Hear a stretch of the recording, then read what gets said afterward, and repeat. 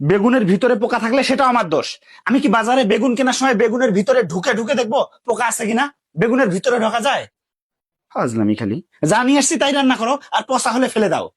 আবার নিয়ে আসবো, এটা নিয়ে তো ঝগড়া করার কি আছে? প্রত্যেকটা দিন আমার খাতা দেখার সময় হলে ওর ঝগড়ার নানান টপিক বের হয়। একটা দিনও শান্তি মতো খাতা দেখতে পারি না। প্রত্যেকটা দিন কোনো না কোনো বিষয় নিয়ে আসবে। এই জন্যই শালা বিয়ে করা ঠিক না। বিয়ের পর অর্ধেকটা জীবনই যায় ঝগড়া করতে করতে। ফাজলামি। প্রথম প্রশ্নটা কি আছে? সোনাত্তরী কবিতার প্রথম 10 লাইন মুখস্থ লেখো। আহা, সোনাত্তরী। কবিগুরু রবীন্দ্রনাথ ঠাকুরের এই এক অমর সৃষ্টি। এই কবিতাটা যতবারই পড়ি ভিতরে কেমন একটা আনন্দের ঢেউ বয়ে যায়। সোনার তরী, কি লিখছে দেখি? সোনার তরী, রবীন্দ্রনাথ ঠাকুর।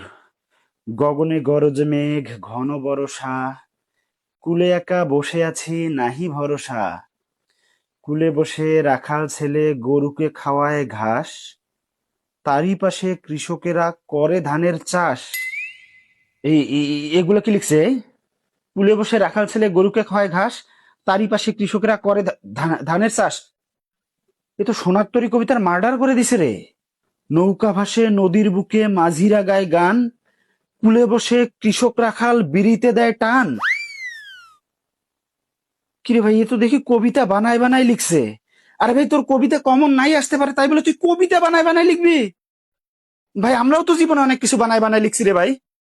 তাই বলে কবিতা বানায় বানায় লেখার মতো এত বড় পাপ করি নাই। না না, আজকালকার ছেলে মেয়েদের মধ্যে আর কি আশা করা যায়?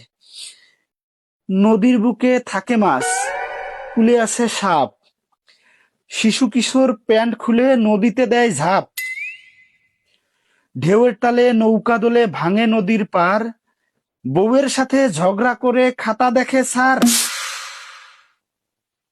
সর্বনাশ! এই খবর এই কেমনে জানলো? ইস, সবাই জেনে গেছে নাকি? এই গুলটুর মা, এই আমরা যে ঝগড়া করি এটা তো পুরো দেশবাসী জেনে গেছে মনে হয়। খতম, কাম সারছে। ঝগড়া তুমি করো আর দেখো মানুষজন আমার নামে সব কি বলতেছে। এটা কি আমার কলেজের প্রিন্সিপালও জেনে গেছে নাকি? হ্যাঁ, আরে রাষ্ট্রপতিও তো মনে হয় জেনে গেছে, প্রধানমন্ত্রী। এই শোনো, আচ্ছা, তুমি আর এইসব ঝগড়ার টপিক তুলিও না তো। বেগুন পচা হোক আলু পচা হোক যাই হোক, আমি বাজার থেকে যা নিয়ে আসবো, পছন্দ না হলে বলবো, আমি আবার নতুন করে নিয়ে আসবো। এই যে দেখো দেখো কি ঘটনা ঘটছে এখানে। এই, আমি নাকি ঝগড়া করে খাতা দেখতে বসি? এটাও তো ঠিক, কিন্তু এরা জানলো কেমনে? এই আমাদের ঝগড়ার খবর তুমি কারে কারে বলো? আর ঝগড়া কি খালি আমি একা করি? হ্যাঁ, আমি একা ঝগড়া করি? এই, আমার মান সম্মান যা ছিল সব শেষ, সব শেষ। এই যে তোমার জন্য, এই যে আজকে এক ছাত্র লিখছে না, আমার তো মনে হয় কয়দিন পরে এটা এমপি মন্ত্রীরাও সবাই জেনে যাবে। এই তোমার বাপের বাড়িতেও সবাই এটা জানে নাকি? মানে ঝগড়া হয় জানুক, কিন্তু সবাইকে এবার এটা ভাবে নাকি যে আমি তোমার সঙ্গে ঝগড়া করি? তলে তলে যে তুমি নাটের গুরু, এটা তো আর কেউ জানে না। নাই, আমার আমার মান সম্মান সব শেষ, আমার ইহকাল পরকাল সব শেষ।